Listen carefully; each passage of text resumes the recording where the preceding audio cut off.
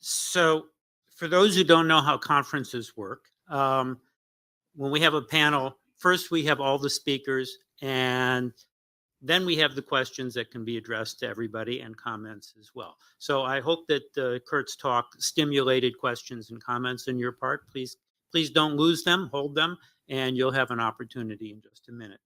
Our second speaker is Deborah Spencer. Deborah is an economist and is the chair of the economics department at Emory and Henry College.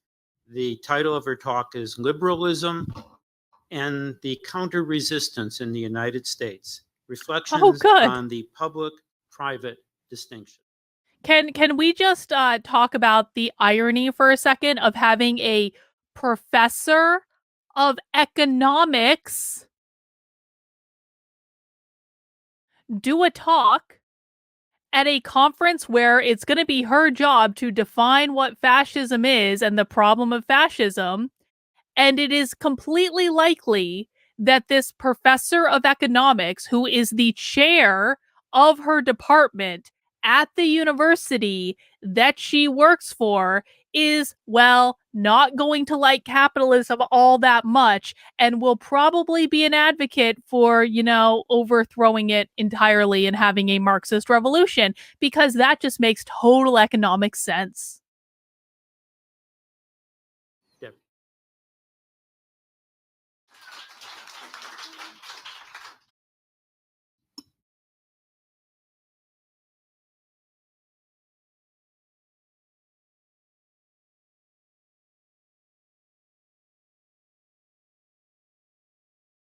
Hope she has slides. You know, like a giant picture of Karl Marx or something.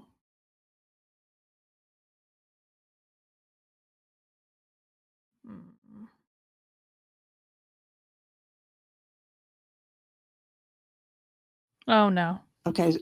Wow. I guess you can hear me. Thank you. I want to join in the chorus of everyone singing your praise for putting this together, Marianne and Fraser, and all the support that is behind the scenes, getting us clickers and doing all the things we need to make this a success. My name is Deborah Spencer. I come here as an economist, and I'll apologize for that in just a second. As you should. I just wanted to say that I have not spent my entire career studying fascism.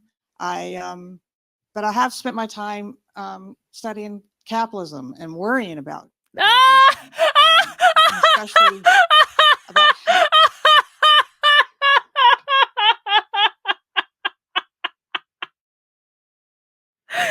It was within 2 sentences of her beginning to speak that she talks about how much she worries about capitalism as an economist. Can we just listen to that again? I'm sorry. That was just so beautiful. It was, I mean, listen, we all knew it was coming, all right.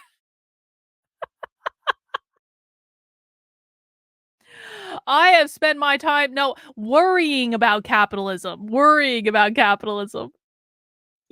make this a success. My name is Deborah Spencer.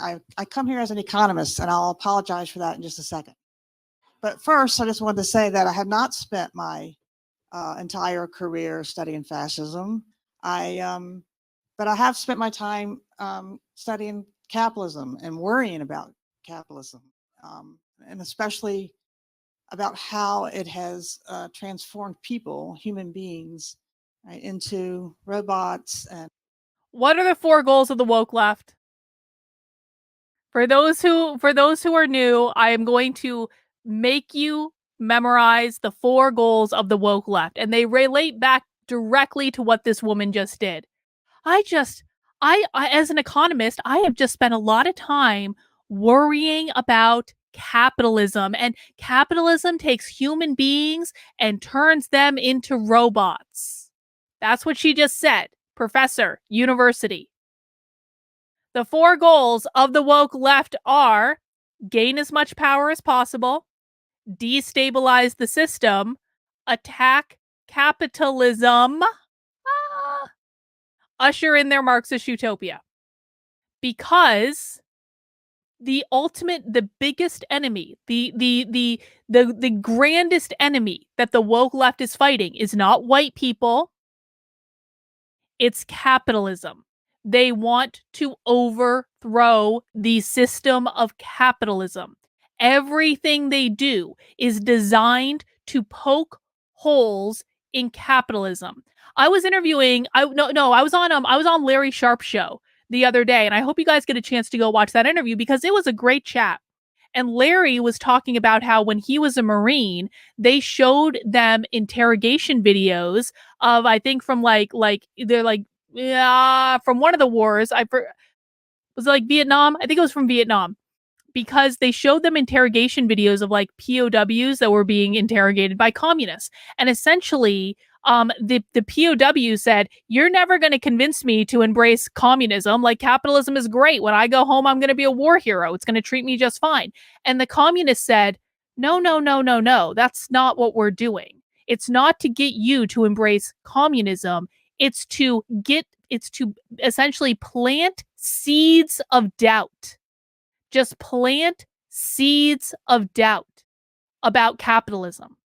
And that's the same thing that these people are. North Korea. You're right, George. North Korea. I apologize. North Korea.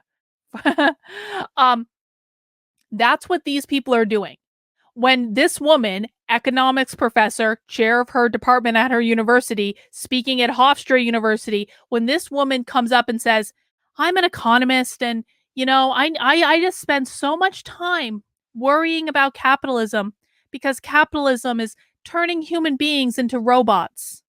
What she is doing is planting a seed of doubt about capitalism. And they just keep planting these seeds over and over and over and over and over and over and over again.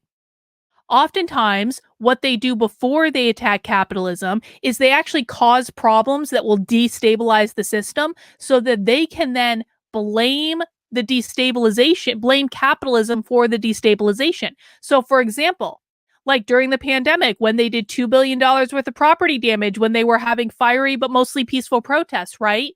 That was entirely designed to destabilize the system. And then what did they blame on that destabilization? Capitalism. None of that would have ever happened without capitalism. The Chaz in Seattle never would have happened if it weren't for the evils of capitalism. Capitalism caused all of this stuff. Therefore, capitalism must be the problem. Planting the seeds, planting the seeds, planting the seeds, planting the seeds, planting the seeds. That is the entire goal. Every crazy thing the left does, from the big, loud things like the mostly peaceful protests to the quiet things like the lectures at Hofstra University, where you have an economist saying, "I just worry about capitalism because it just turns human beings into robots." That's quiet, okay? But it's all still planting seeds because ultimately they cannot achieve their Marxist revolution as long as capitalism stands in their way. Capitalism is everything these people hate. Capitalism upholds individualism and meritocracy. They want collectivism and equity. Collectivism and equity is the polar opposite of individualism and meritocracy. Everyone on board? And how we have pulled people out of community and put them into little boxes of rational thinkers. And so, as I was Hang on, I got a great super chat from Rottweiler. "It's not capitalism that turned people into robots. By Marcuse's admission in Essay on Liberation, the goods of capitalism create a stable middle class, which is conservative and counter-revolutionary. No revolutionary energy." Well, excuse me, Rottweiler, that's another reason why they hate capitalism. Right? Because capitalism creates a stable middle class, which is conservative and counter-revolutionary. These people can't have a stable middle class. These people don't even believe the middle class exists. They believe it's the bourgeois and the proletariat, right? So it's another reason they hate it. I appreciate the super chat. Thank you very much. And then Andre says, "Capitalism also upholds private property rights." Yes, it does. Fair point. thinking, so when I saw the call for this conference, I was actually on sabbatical, thinking about the public-private distinction, and trying to put together, I guess, my final tome as an academic. I'm more at the end of my career than the beginning. And the public-private distinction to me is kind of at the heart of what we're seeing happening, which is, to me, the theft of the public, who we are as people, and what we have accessible to us. And that's being filtered into the private sector, into the hands today, that would be of white men who are CEOs of large institutions. And By private sector, she means the bourgeois. That's what they mean. The bourgeois, the bosses, the property owners, the landlords, the people who control the power structure. And she just said, they're all white men. They're all white men. Well, whiteness doesn't mean skin color. Whiteness means capitalism. It means the private property owner. it seems to me that when I think about what really is crucial to attack in econ, and what I even talked to my introductory macro students about, it's solving three basic crises, right? The socioeconomic crisis of the massive maldistribution of income. Hang on. Going Stealth says, since I'm not rich, I'm proletariat. Not necessarily. Do you own a home? If you own a home, you're considered to be bourgeois. You're not considered to be proletariat. Or, I mean, they might make exceptions because they'll say something like, well, you're just existing within the system of capitalism and you're just doing what you need to do to survive within the system of capitalism. But eventually you're not even going to want to own that home. You will own nothing and you will be happy. But if you own your own home, if you own a business, if you are like a CEO, if you own land, if you are a landlord, oh yeah, you're not considered to be proletariat. Or you might be petit bourgeois, as we covered earlier.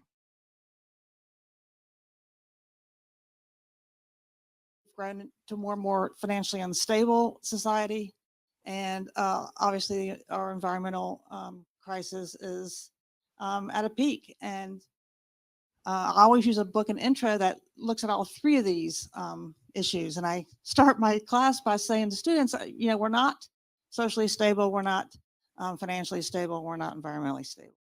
You've got a lot of work to do. So it gives the next generation a good job.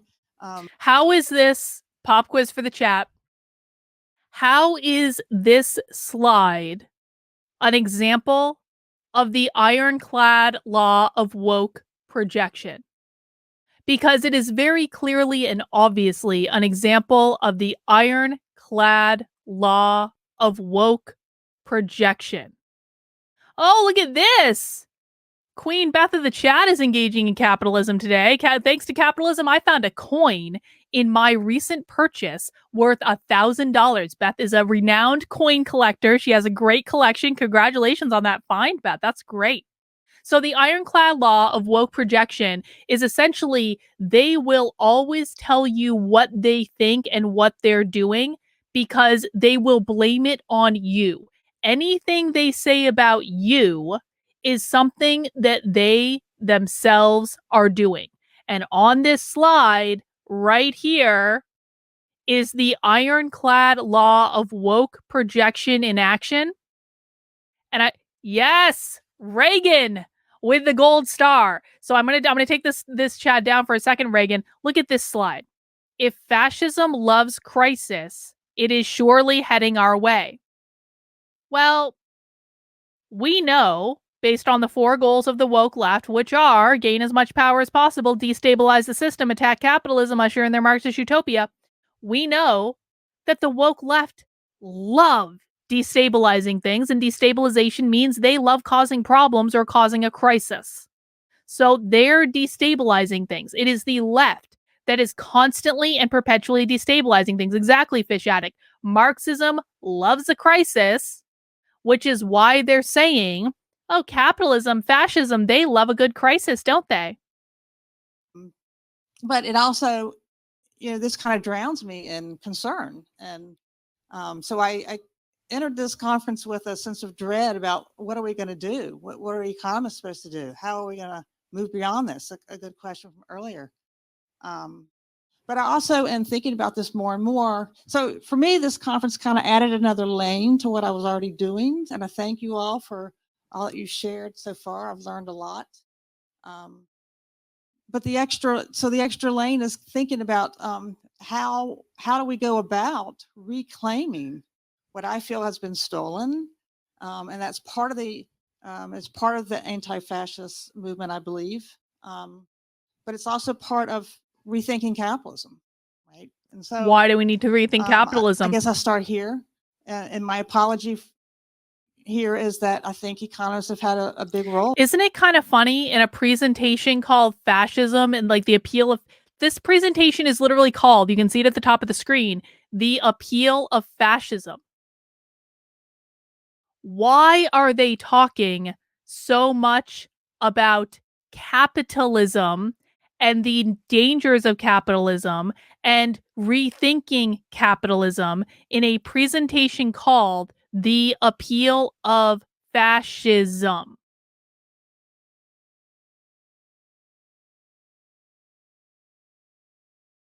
To play and creating these disasters. Now, I do want to point out that I'm not a traditional economist, and I hope you feel that way by the time this is over. But it's neo, and someone mentioned earlier yesterday that being anti-fascist meant being anti-capitalist, and I'd like to just qualify that a little bit because I believe What? being anti-fascist means being anti-free market capitalist. That there is liberal capitalism, managed capitalism that is possible.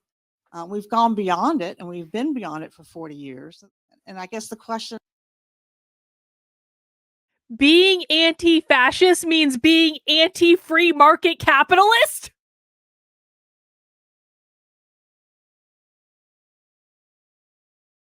All right. I haven't done this in a while, but I need to make a clip of that right effing now. Hang on, let me get my whole setup in order. I apologize. I wasn't expecting her to say that particular quiet part quite so out loud as what she said. Oh my lord. Okay. Let me get my little clippy clip tool up and running, and we're going to make a clip of this real quick. Thank you guys for allowing me this latitude.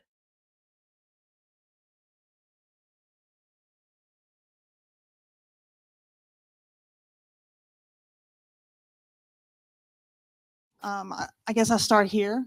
And my apology here is that I think economists have had a big role to play in creating these disasters. Now, I do want to point out that I'm not a traditional economist, and I hope you feel that way by the time this is over. But it's neo, and someone mentioned earlier yesterday that being anti-fascist meant being anti-capitalist, and I'd like to just qualify that a little bit because I believe being anti-fascist means being anti-free market capitalist. That there is liberal capitalism, managed capitalism that is possible. We've gone beyond it, and we've been beyond it for 40 years. And I guess the question I've been wrestling with myself, and maybe we can talk about later, is it possible to go back to that type of system where you have a more liberal democracy, managed capitalism, or do we have to go beyond that? So I started thinking. All right, got my clip. Hang on, let me just make sure it saves. Like, I mean, come on. Literally saying the effing quiet part out loud. All right, I got it. I have never heard them be that blatant before. Where it's like they're not, and this is a lesson for you guys, because what I've been hearing from a lot of conservatives when I talk about capitalism and is they're like, well, Carlin, crony capitalism is a problem and blah blah blah blah blah blah blah blah. And I'm kind of always like, I'm like, you're right. Crony capitalism is a problem, but we can't label everything free market because most people don't know what that means. We have to play the game within like the language that people understand, right? People don't understand what free markets mean. So we can't just say like free market capitalism because most people have no idea what that means, right? We just have to say capitalism and let it effing ride, because even crony capitalism is better than Marxism It's not perfect. We need to fix problems. I'm not saying there aren't problems, but my point is this. I have never heard one of these people, an economist no less, say that to be an anti-fascist, you have to be anti-free market capitalism. Thank you, Hofstra University, for this amazing gift that you've given us today.